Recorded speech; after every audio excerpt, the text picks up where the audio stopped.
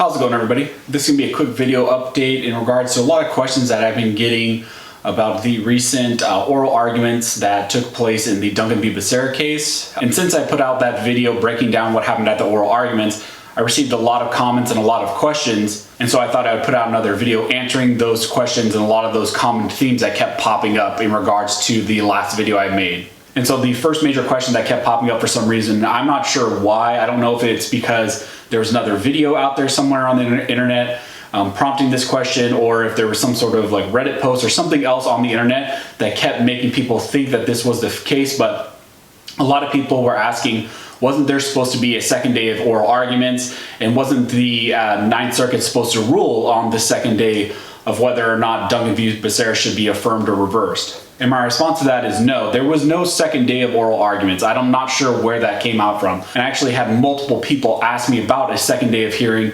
and what the court decided, if they are allowed to go out and buy magazines, things like that. And the answer is no. There was no ruling on a second day, and there was no second day hearing. And so my presumption is that maybe a lot of people misinterpreted what the judges said at the end of oral arguments. The judges stated at the end that they were going to reconvene the next day, but that did not mean that they were going to reconvene and do a second day of oral arguments for the Duncan v. Becerra case. What they were actually saying is that court for that day was over, that they were going to conference specifically for the Duncan v. Becerra case, but then the next day they would reconvene and take on more oral arguments for different cases. They were not saying that there was going to be a second day of oral arguments, and anyone who was out there saying that there was going to be a second day of oral arguments or a ruling on a second day was misinformed, and they did not actually understand what was going on in the specific case. So my suggestion is always you need to be very selective about where you're getting your information from. So along those lines, I got a lot of questions about, okay, can we go and buy magazines now that there's been oral arguments?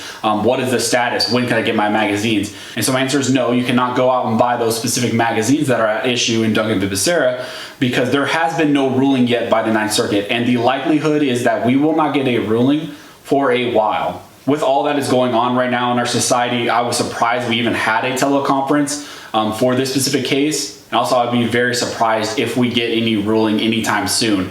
My best guess, and it's merely a guess, I'm not saying that this is going to be the case because really anybody's guessing right now. My best guess is that it's going to take probably 3 months, if not longer. And I am heavily leaning probably towards the longer because, one, because of what is going on with the virus in our society right now. I don't feel like judges are going to be pumping out opinions very quick. Especially on a high-profile Second Amendment case, I don't think that they will be pushing out an opinion. And also, based on what is actually at issue in this case, I think the judges are really going to need to take their time in writing their opinions. We saw a lot of emphasis in the oral arguments about the type of scrutiny that should be applied to this specific case and specifically to magazines. To me, that signals that the Ninth Circuit is going to have to be very careful about how they write their opinion, and they are trying to determine what type of scrutiny they want to apply to this specific case, whether it be strict scrutiny, and especially if they apply strict scrutiny to this case, they're going to be very careful and deliberate about how they write their opinion. But also, if they apply intermediate scrutiny, they're going to be very careful, because if they're going to apply intermediate scrutiny, and let's say they go ahead and affirm the lower court's decision, they're going to have to write an opinion in a specific way to clarify how the intermediate scrutiny should be used for Second Amendment cases. So doing so is a big endeavor, and I don't think that they're going to rush through it. Whoever writes the opinion is really going to take their time. So no, as of right now, you cannot go out and buy the magazines. Anyone who's saying that since we had oral arguments, you can go and buy more Freedom Week, we're in another Freedom Week, something like that. If you're hearing anything like that out on the internet, that is incorrect. That is not the case. So another question that kept popping up is, okay, so what now? What does the future look like? How does this case play out from here? And really, this is a lot of speculation because we have to wait for the Ninth Circuit to rule whether they're going to affirm or reverse the lower court's decision. But in my opinion, based on listening to oral arguments and the specific questions that were being asked, and also based on the framework of the Ninth Circuit panel that heard oral arguments, being that there was 2 conservative judges and 1 liberal judge who seemed to be on the fence, asking very critical questions, but didn't seem to be leaning one way or another. And so based on the panel makeup, my best guess is that we will get a favorable decision. So really what that could look like here is the panel could affirm the lower court's decision. They could also affirm and remand on a specific issue like the takings issue. We saw that pop up a few times. So they could do that. They could affirm on some of the Second Amendment issues, but remand for clarity by Judge Benitez on the takings issue. That is a possibility. They could also flat out just reverse the lower court's decision. So assuming that the Ninth Circuit here goes ahead and affirms Benitez's ruling below, what is likely going to happen then is the AG will seek a stay, and what it will take for the stay to be issued is a majority of the 3-judge panel will have to issue the stay, so you would have to have 2 of the 3 votes. Now that is potentially good, so let's say that the Ninth Circuit panel here goes ahead and affirms Benitez's ruling and finds that the statutory language here burdens the Second Amendment, is in violation of the Second Amendment. Then the AG goes ahead and seeks a stay. They would have to get 2/3 of the panel, 2/3 of the conservative panel, to grant the stay. So along the lines, if a stay is issued, if the stay is granted, then there would be a hold on being able to purchase any magazines. So once a stay hits, you would not be able to buy any magazines, just like what happened in the lower court when Benitez issued the stay. Now there is also more nuance to this, and a lot of people kept bringing up, well, what about an en banc panel review? So what can also happen is whoever the losing party is they could seek an en banc panel review. So what could also happen is, let's say the plaintiff here, our side, loses. What our side here could do is they could bypass an en banc panel review and go ahead just and seek cert for the Supreme Court. That is also very likely. So a lot of people are saying, well, if we lose, we'll just do an en banc panel review and then we'll lose there and then we'll have to go to the Supreme Court. That is not the case. Strategically, if we think that an en banc panel review is not going to be in our favor regardless, you could go ahead and just seek a cert from the Supreme Court. And as far as what would happen in the Supreme Court either could grant the cert, they could deny the cert, or they could deny the cert and issue some sort of opinion statement like we saw Gorsuch do recently. They could deny, but with some sort of guidance, and then give some sort of guidance, specifically maybe something along the lines of saying that the type of scrutiny that the Ninth Circuit applied in this specific case was incorrect, and this is the appropriate type of scrutiny that you should apply. That is an option. The Supreme Court could do that. But what exactly is an en banc panel review? A lot of you have been asking about what exactly does an en banc panel review look like? What is an en banc panel review? It keeps getting brought up. And really what an en banc panel review is, it is a hearing by a larger panel of judges in the Ninth Circuit. So the Ninth Circuit has a ton of judges. It has 29 active non-senior judges alone. And so what actually happens is 11 judges are chosen for an en banc panel review, but really it's just 10, because what happens is the Chief Justice, who is a liberal, was nominated by Clinton. That Chief Justice always sits on the en banc panel review. But then what happens is 10 random individuals are selected from that active body of eligible judges. And the current makeup of what those active judges looks like is there are 16 liberal judges and 13 conservatives.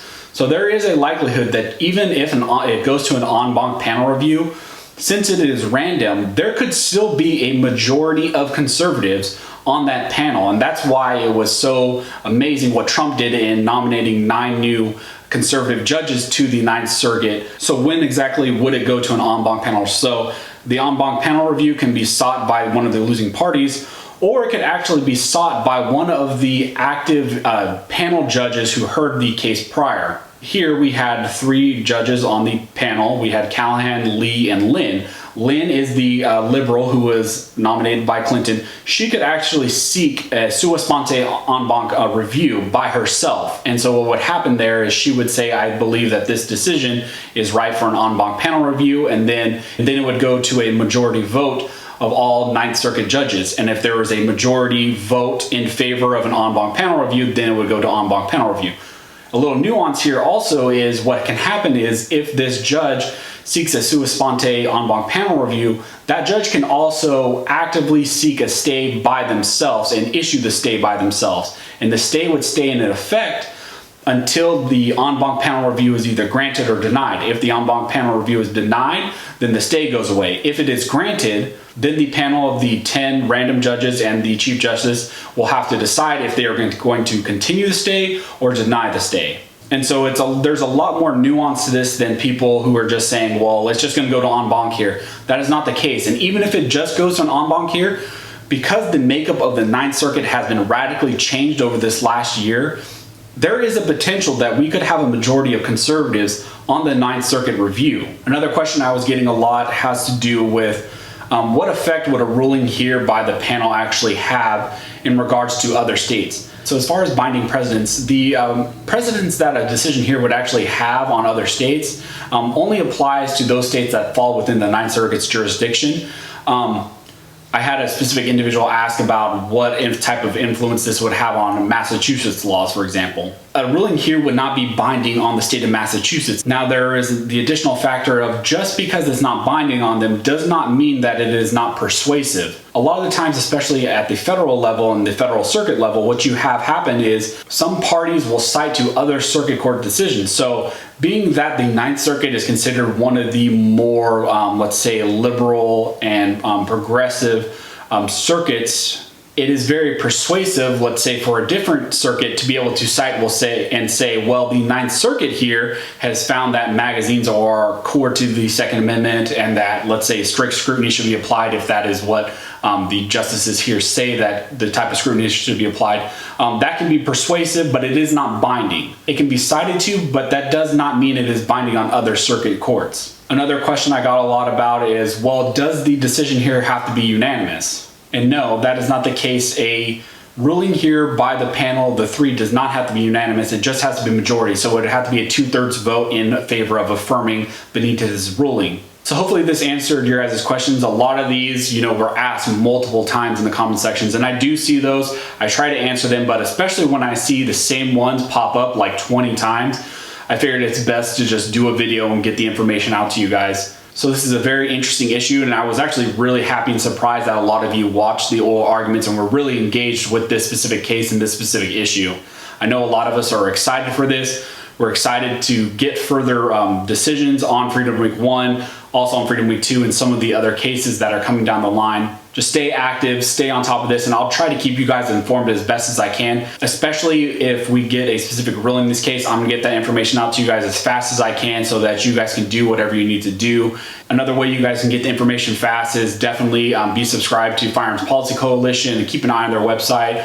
Maybe follow their Instagram, their Twitter page, whatever they have, because the second that they get any decision or ruling, they're gonna know first and they will notify us. Thank you especially to all my subscribers, to all my viewers, especially all my OG subscribers, those of you who have been with me since the beginning when, I didn't have 11,000 subscribers. I just kind of was putting videos out here and there, and you guys keep me motivated and wanting to put out great content and answer questions that you guys have.